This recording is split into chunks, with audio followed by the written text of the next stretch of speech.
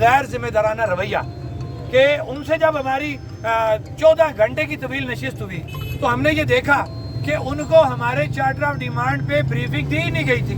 آپ یہ بات بتائیں کہ کبھی آپ نے دیکھا کہ پاکستان سے منسٹر آئیں یا کوئی بیوروکریٹس آئیں آزاد کشمیر کے معاملات کے اوپر تو کیا ان کو پہلے بتایا نہیں جاتا کہ یہاں پہ مسائل کیا ہیں, ان کی ڈیمانڈز کیا ہیں اور وہ چاہتے کیا ہیں؟ تو میں بڑا حیران ہوں کہ جب ہم اپنے وزراء کے ساتھ بیٹھے تو ان کو تو ہمارے چارٹر آف ڈیمانڈ کا پتہ ہی نہیں تھا.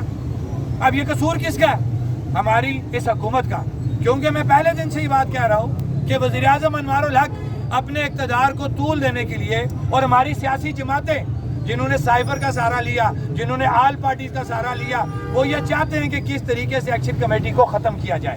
اب یہ وہ لوگ ہیں کہ جنہوں نے ہمیشہ ایکشن کمیٹی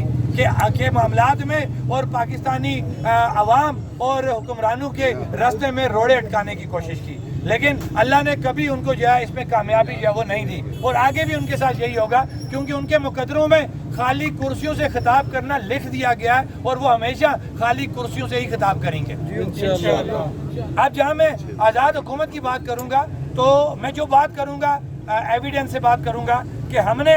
2 اگست 2025 کو اپنا مکمل چارٹر آف ڈیمانڈ حکومت کو ٹیبل کر دیا. اب چارٹر آف ڈیمانڈ کیا تھا